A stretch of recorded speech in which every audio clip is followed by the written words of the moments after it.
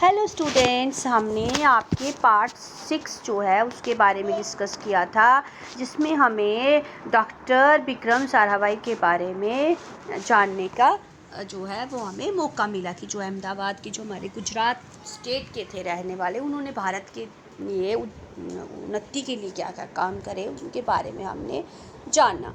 Okay, सो आज जो अभ्यास है उसमें से जो निम्नलिखित प्रश्नों की मौखिक चर्चा करनी है, मतलब आपने लिखना नहीं है, ओनली इसको मुंह से बोलना है, मतलब ठीक है।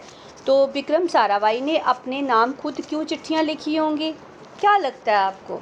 आपको पता है ना उनकी बचपन की घटना की, जब वो देखते थे कि उनके पिताजी को बहुत सारी चिट्ठियां, बहुत सारा प्यार आता था, तो उन्होंने क्या किया, उनका मन करता था, उनको ऐसा लगता था कि मुझे भी इतनी लोकप्रियता मिल जाए, है ना, तो मुझे भी मतलब सब चिट्ठियाँ, तो उन्होंने क्या कर दिया, एक बहुत सारे चिट्ठियों के लिफाफे लेकर उस पर घर का पता लिख दिया। तो फिर क्या हुआ, जाके पोस्ट ऑफिस में जाके वो डाल के आ गए, तो दिन प्रतिदिन उनको चिट्ठियाँ उनके घर आना शुरू हो गई। तो ऐसा उन्होंने क्यों किया होगा? क्योंकि उनको भी लगता था कि मुझे भी लोकप्रियता मिलनी चाहिए, मतलब मैं भी कुछ लोग मुझे जो है वो जाने। सो नेक्स्ट क्वेश्चन देखिए, विक्रम साराभाई साइकिल पर विभिन्न कलाबाजियाँ करते थे, क्या आपको करना पसंद है?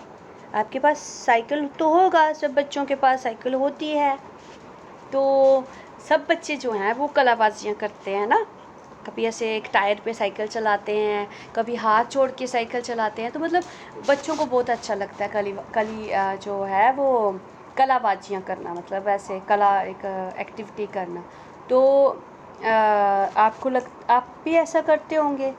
तो नेक्स्ट देखिए, इसका जो प्रश्न 2 है, इस पाठ को ध्यानपूर्वक पढ़ते हुए विक्रम साराभाई के बचपन की घटना अपने शब्दों में लिखिए। तो जो बचपन की उनकी यही घटना थी कि उन्होंने क्या कर दिया था, देखा था कि अपने मेरे पिताजी को बहुत सारी चिट्ठियाँ, बहुत सारी लोकप्रियता मिलती है, तो मेरे नाम पे कोई चिट्ठी क्यों नहीं आती है। तो उन्होंने क्या किया, इसके लिए जाकर बहुत सारी चिट्ठियाँ जो है वो पत्र जो खरीद कर उसके ऊपर अपने नाम का, अपने घर का एड्रेस लिख दिया, है ना। तो ये घटना आपने अपनी ही पाठ्य पुस्तक से लिखनी है। निम्नलिखित शब्दों के अर्थ शिक्षक छात्र से पूछेंगे और छात्र शब्दकोश से अर्थ ढूंढकर उत्तर के लिए हाथ खड़ा करेंगे। तो मैं इन शब्दों के आपको जो है वो मीनिंग बता देती हूँ कि इन शब्दों के अर्थ क्या हैं। तो आपने इन शब्दों के अर्थ को लेकर क्या करना है, वाक्य में प्रयोग करना है। तो जो इसका पहला जो शब्द है वो क्या है, गाथा। गाथा क्या होती है कि प्राचीन काल की ऐतिहासिक कथा, जो भी पहले जो टाइम में जो हुआ होता है उसकी जो ऐतिहासिक कथा होती है उसको हम क्या कहते हैं, गाथा।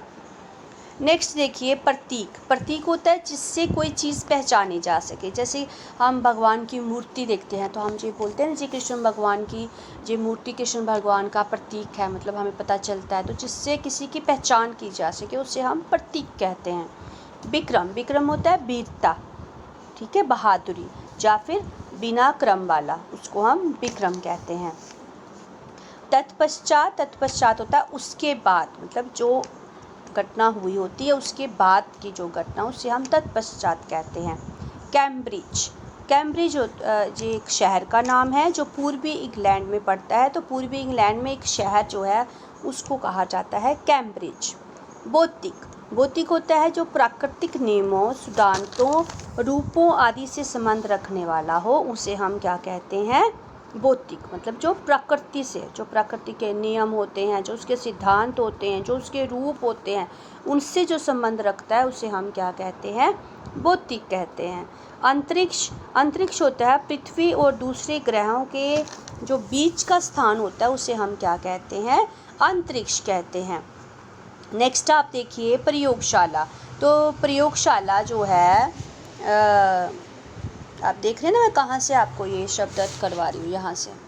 तो प्रयोगशाला जो है, प्रयोगशाला हम उसे कहते हैं वे स्थान होता है जहाँ पर भौतिक विज्ञान, रसायन विज्ञान आदि के बारे में जानने का पता लगाना, उसे क्या कहा जाता है, प्रयोगशाला, मतलब लेबोरेटरी ना।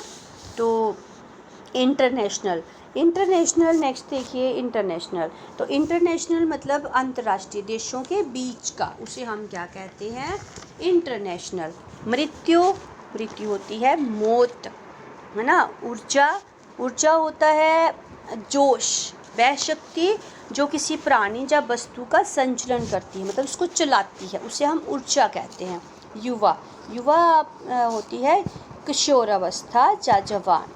उत्कृष्ट, जो बहुत अच्छा हो उसे उत्कृष्ट कहा जाता है। स्मारक, स्मारक होती है यादगार, जब हम एक किसी की याद में बोलते हैं ना, ये मूर्ति उसकी स्मारक में बनाए, स्मारक जो है वो उसकी मूर्ति बनाई गई है, उसकी याद में, यादगिरी में ये मूर्ति बनाई गई है, स्मारक, यादगार। पुरस्कार क्या होता है, इनाम। और हवाई क्या होता है, हवाई होता है हवा या फिर बाजू में रहने, उड़ने या चलने वाला, उसे हम क्या कहते हैं, हवाई कहते हैं। तो ये जो आपका क्वेश्चन नंबर 4 है, शब्दार्थ में निर्देशित शब्दों का वाक्यों में प्रयोग कीजिए। तो मतलब ये जो शब्द जिनके मैंने आपको अर्थ आप लोगों के साथ डिस्कस किए हैं, इनका आपने क्या लिखना है मेरे साथ, इनका आपने वाक्य में प्रयोग करना है। तो ये सब वाक्य आपको अपनी आपकी ही टेक्स्ट बुक से, आपके ही चैप्टर 6 में से मिल जाएंगे, तो आपने वो वाक्य लिखने हैं। आगे देखिए इसका स्वाध्याय। स्वाध्याय में कुछ जो है कोष्टक में दिए शब्दों को उदाहरण के अनुसार बल्ले पर इस तरह से रखो कि अर्थपूर्ण वाक्य बने, मतलब उसका एक अर्थ बने, अर्थ होना चाहिए वाक्य का। जैसे कि उन्होंने पहली एग्जाम्पल दी है, भारतीय अनुसंधान केंद्र का गठन किया, है ना। ऊपर से जो शब्द है उनको लेकर एक वाक्य बनाया गया है। ये जो ऊपर शब्द दिए गए हैं, जहाँ पर ये जो शब्द दिए गए ना, यहाँ पर सारे ये वाले शब्द, तो इनको लेकर नीचे जो हम एक बल्ले में जो लिखेंगे, तो इसका जो नेक्स्ट हम जो वाक्य बनाएंगे वो क्या बनेगा, अहमदाबाद लोक विज्ञान में योगदान दिया, है ना। फिर वो बालक कलाबाजियाँ किया करते हैं, बड़ा होकर विकास के प्रति यशस्वी। तो ये के पर है ना, जो जहाँ पर शब्द है, यहाँ पर यहाँ आप इसको प्रति लिख सकते हैं, प्रति के प्रति यशस्वी। सो निम्नलिखित एक वचन शब्दों का बहुवचन बनाकर वाक्य में प्रयोग कीजिए।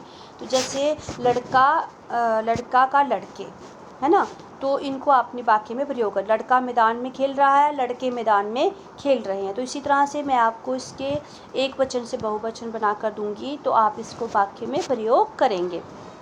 किताब का किताबें, नदी का नदियाँ, नारी का नारियाँ और माली का माली। तो माली, कुछ शब्द ऐसे होते हैं जिनका एक वचन बहुवचन एक जैसा होता है, सिर्फ हम जब उसको लिखते हैं, जब हम उसको सुनते हैं, जैसे माली जो है वो मतलब बाग में काम कर रहा है, जब कर रहा है तो पता चलेगा कि एक माली काम कर रहा है। जब हम लिखेंगे कि माली जो है वो खेतों में या मतलब बाग में काम कर रहे हैं, है ना, तो फिर हमें पता चल जाता है कि जो है बहुवचन जो माली। तो कुछ ऐसे शब्द होते हैं जिनका बहुवचन और एक वचन एक जैसा ही लिखा जाता है, लेकिन उनके वाक्य से हमें पता चलता है कि एक वचन की बात की जा रही है कि बहुवचन की। समझ में आया। नेक्स्ट देखिए, निम्नलिखित परिच्छेद का मातृभाषा में अनुवाद कीजिए। तो इन जो परिच्छेद लिखा गया है, इसको आपने अपनी मातृभाषा, जो आपकी गुजराती मातृभाषा, उसमें आपने इसको लिखना है। ओके, पढ़िए और समझिए।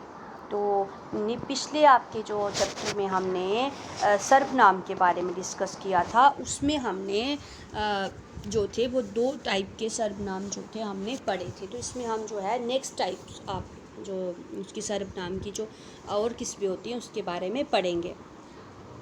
तो ऐसे एग्जाम्पल के तरह आपको समझाया गया। ये किताब कोकिला की है, लड़का गेंद खेल रहा है, दरवाजे पर कोई नहीं है, प्रीति के पास कुछ तो है।